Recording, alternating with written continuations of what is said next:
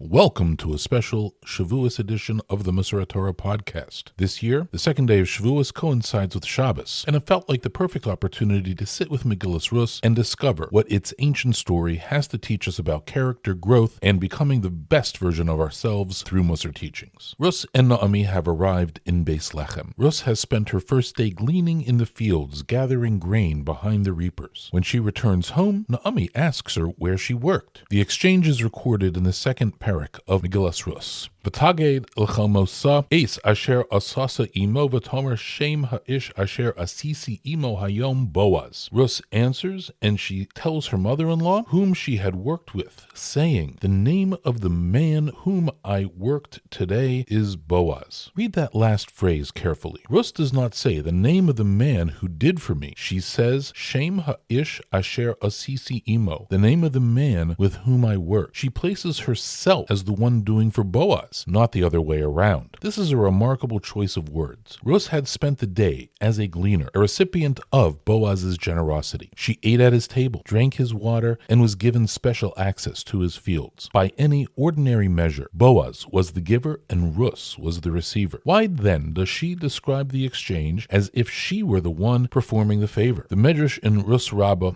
addresses this directly. It teaches in the name of Rabbi Yeshua, Yoser Mamasha Baal Habayis Osa Im Ha'ani Osa Im Baal Habayis. More than the owner does for the poor person does for the owner. The Midrash continues, Rus does not say, who did with me, but rather with whom I did. Through accepting one piece of bread from Boaz, she had in effect performed many acts and many favors for him. The Midrash is teaching us something that overturns our instinctive understanding of giving and receiving. We tend to see the one writing the check as the benefactor. However, from a deeper perspective, the one who receives the tzedakah is giving something of immeasurable value, the opportunity to perform a mitzvah, to build their own spiritual world, to earn reward that no amount of money can purchase. The reward the giver earns in the next world far exceeds any temporary material benefit the recipient receives in this one. This is where Rav Henoch Leibowitz Zecher Levracha poses a sharp question. If this is the true picture, if the recipient is actually conferring an enormous benefit on the donor, then Rus's words make perfect sense. She is simply stating the truth. She gave Boaz the opportunity to perform a great mitzvah. She worked with him. Here is the difficulty. Even granting that this is all true, isn't Rus's framing still a form of ingratitude? Imagine a person who receives a substantial donation and then walks away saying, "Aha, I really did that wealthy person a favor by taking his money. Now he owes me." We would be appalled. The theology might be correct, but the attitude would be deeply unbecoming. This person received practical help from another human being and responded with a kind of moral bookkeeping that dismisses the generosity entirely. As we know, Rus was the great-grandmother of David HaMelech, King David, a woman who is a towering character. How could she speak in a way that seems to minimize the extraordinary kindness Boaz showed her? Rav Henoch explains that Rus was not engaging in ingratitude. She was doing something far more sophisticated and far more necessary. In order for a human being to serve Hashem fully, one must first have a sound and accurate sense of one's own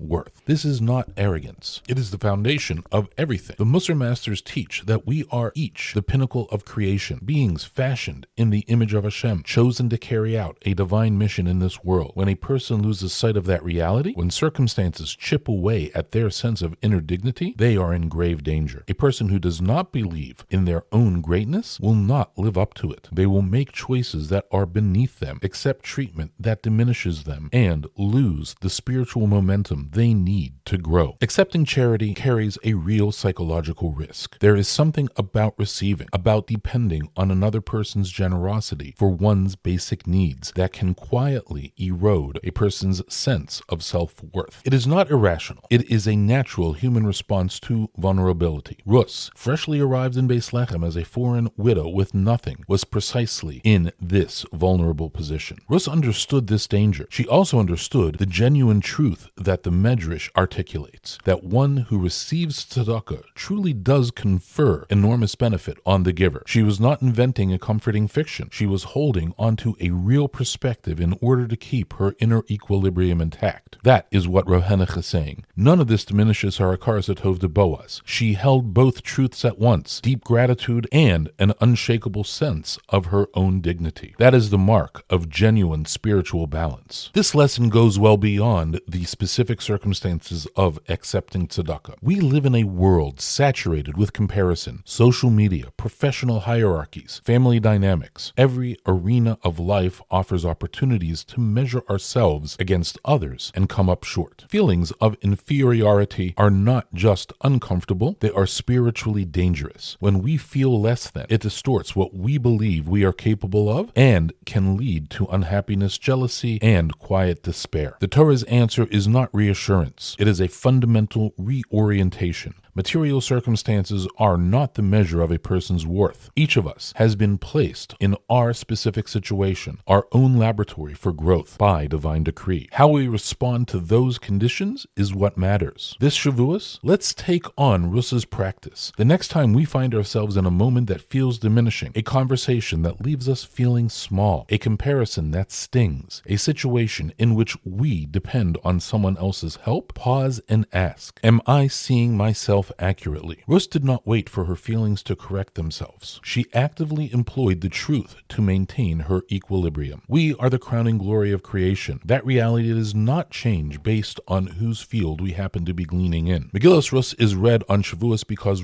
Rus's story is, at its core, a story of transformation through commitment to Torah values. She left everything she knew and built herself into one of the great figures of our Masorah. The secret to that transformation was not only her chesed, her extraordinary loyalty and kindness. It was also her unshakable sense of who she was. She could accept graciously and give of herself fully because she never lost sight of her own dignity. May we all merit this Shavous to receive the Torah anew and with it a renewed and accurate sense of our own greatness as Hashem's chosen people. Thank you for joining me for this special Shavous edition of the Musar Torah podcast. Good Yom Tov, Chag Sameach, and have a good Shabbos.